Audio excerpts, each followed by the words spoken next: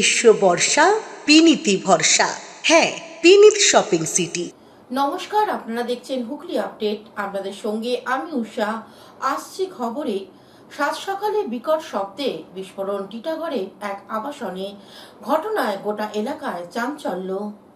টিটাগড় পৌরসভার 4 নম্বর ওয়ার্ডে একটি বহুতল আবাসনে চিলেকোঠায় বিকট বিস্ফোরণের আওয়াজ পাওয়া যায় এবং আশেপাশের 3-4টি ঘর ভেঙে যায়। এই বিস্ফোরণে কেঁপে ওঠে গোটা এলাকা। ঘটনার খবর পেয়ে ঘটনাস্থলে আসে টিটাগড় থানার পুলিশ। তারা তদন্ত করেছেন কিভাবে এই বিস্ফোরণ ঘটল, বোমা নাকি অন্য কিছু তা খতিয়ে দেখা হচ্ছে।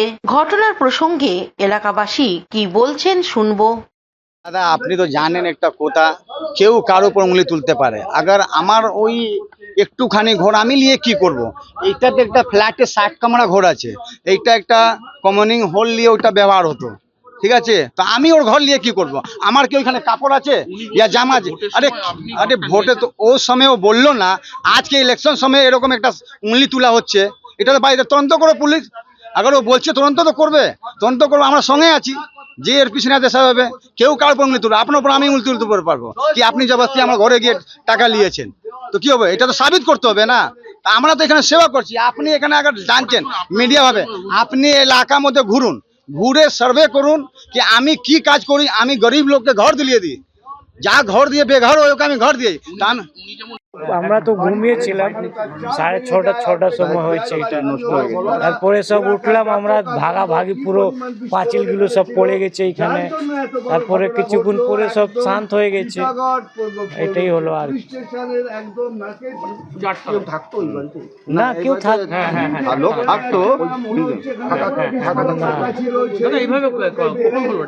এই 6:30-6:20 এর পাশে হয়েছে।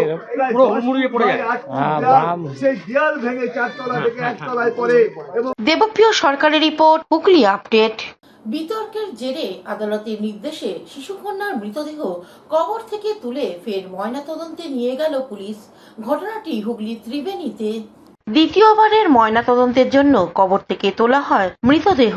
হুগলির ত্রিবেণী শ্মশানঘাট থেকে 3 বছর 6 মাসের এক শিশুকন্যার দেহ মাটি খুঁড়ে তুলে নিয়ে যাওয়া হলো বর্ধমান মেডিকেল কলেজ হাসপাতালে। পুলিশ সূত্রে খবর, গত 26শে এপ্রিল কালনার হাটগাছার বাসিন্দা ওই শিশুকন্যার মৃতদেহ উদ্ধার হয় বাড়ির কাছের পুকুর থেকে। কালনা হাসপাতালে তার ময়নাতদন্ত হওয়ার পরে ত্রিবেণী শ্মশানঘাটে দেহ কবর দেওয়া হয়, কিন্তু পরিস্থিতিতে পরিবারের মধ্যে সন্দেহের টানা বাঁধে। গত 6ই জুন কালনা থানায় ময়নাতদন্তের সন্দেহে অবিকাশ প্রকাশ করে নাতনিকে খুন করা হয়ে থাকতে পারে বলে অভিযোগ দায়ের করেন ঠাকুমা। পুলিশ মামলা রুজু করে আদালতে দ্বারস্থ হয়। 16 তারিখ আদালত ম্যাজিস্ট্রেটের উপস্থিতিতে ফের ময়নাতদন্তের নির্দেশ দেন। সেই মতো ত্রিবেণী শ্মশানঘাটে পুলিশ প্রশাসনের উপস্থিতিতে কবর থেকে শিশুকন্যার দেহ তুলে বর্ধমান মেডিকেল কলেজ হাসপাতালে পাঠানো হয়। Bureau report, Hooghly update. জামালপুরের তৃণমূল কর্মীরা বীর সেনাদের শ্রদ্ধা জানাতে জাতীয় পতাকা নিয়ে মিছিল করলেন।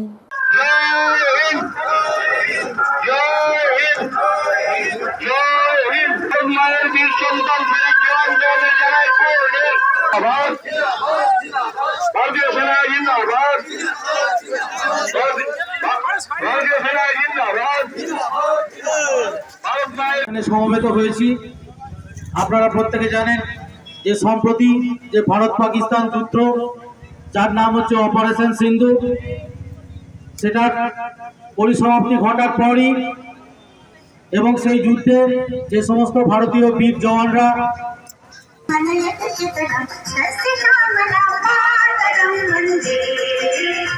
সেই শহীদদের প্রতি শ্রদ্ধা জ্ঞাপনের যে ক্ষুদ্র প্রয়াস, আপনি শ্রদ্ধা জানিয়ে আপনি মঞ্চে আসুন। এখন নিয়ে নেব বিজ্ঞাপন বিরতি। বিরতির পর ফিরে আসছি খবরে। শীত গ্রীষ্ম বর্ষা পিনিতি ভরসা। হ্যাঁ, পিনিত শপিং সিটি। যে কোনো মরশুমের রেডিমেড জামা কাপড় পাওয়া যায় একই ছাদের তলায়। ছোট থেকে বড়, পুরুষ মহিলা ও শিশুদের একমাত্র নির্ভরযোগ্য প্রতিষ্ঠান। শীতকালীন যে কোনো শাড়ি, জিন্স, টপ, কুর্তি, চুড়িদার, পাঞ্জাবি মানেই বিনীত শপিং সিটি। আখন বাজার, চুঁচুড়া, Hooghly. Amala Nursing Home. Enjoy a weekend at Vedam, the paradise of peace. A home away from home.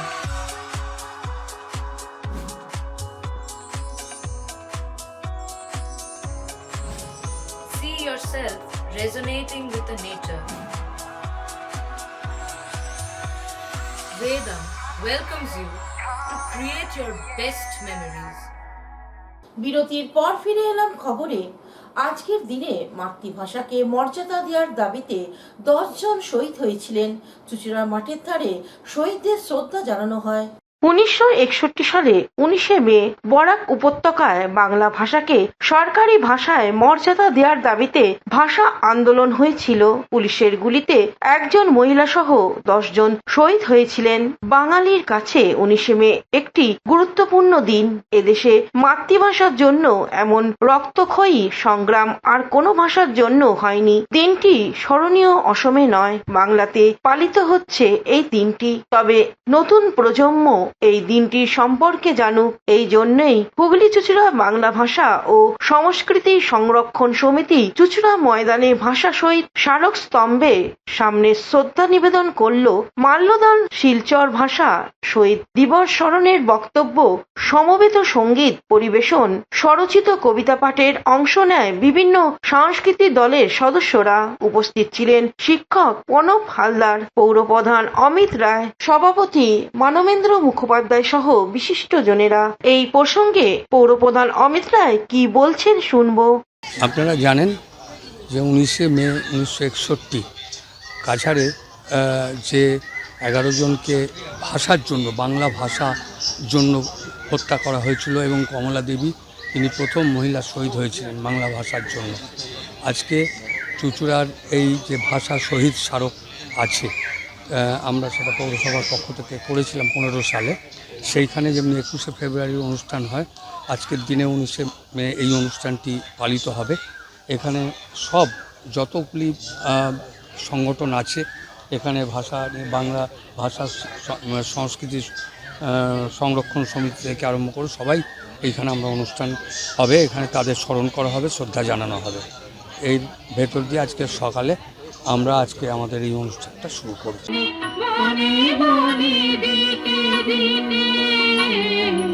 যেমন তোমার বসন্তবার গীত লেখা যায় লিখে, বর্ণে বর্ণে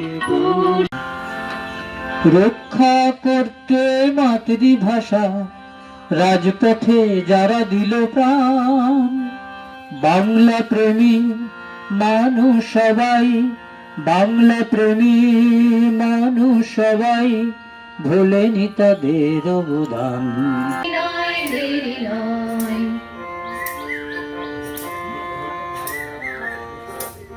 পর পার করতে ডাক দিয়ে কয় একাদশ শহীদের দল, আমাদের শোনিত স্রোতে আজ অত্যাচারের তরি টলমল টলমল টলমল। হুগলি থেকে শ্যামল সিনহা রিপোর্ট, হুগলি আপডেট। শিক্ষকদের উপর পুলিশ অত্যাচারের প্রতিবাদে ছাত্র ধর্মঘটের ডাক AIDSOর। গত 15ই মে বিকাশ ভবনের শিক্ষকদের এবং শিক্ষাকর্মীদের উপর পুলিশের লাঠিচার্জ এবং রক্তাক্তের ঘটনার প্রতিবাদে All India Democratic Student Organisation এর পক্ষ থেকে 19শে মে সারা বাংলা ছাত্র ধর্মঘটের সমর্থনে হুগলি জেলার রানী রাসমণি গ্রিন ইউনিভার্সিটি গেটে পিকেটিং করা হয়। জিন্দাবাদ জিন্দাবাদ জিন্দাবাদ, AIDSO জিন্দাবাদ জিন্দাবাদ জিন্দাবাদ। অবিলম্বে যোগ্য শিক্ষকদের স্কুলে ফেরাতে হবে ফেরাতে হবে ফেরাতে হবে। এই দাবিতে AIDSO আন্দোলন চলছে চলছে চলবে, AIDSO লড়ছে লড়ছে লড়বে। হুগলি থেকে চন্দ্রনাথ দত্তের রিপোর্ট, হুগলি আপডেট। এখনকার মতন খবর এই পর্যন্তই। প্রতিদিন দেখুন হুগলি আপডেট। নমস্কার।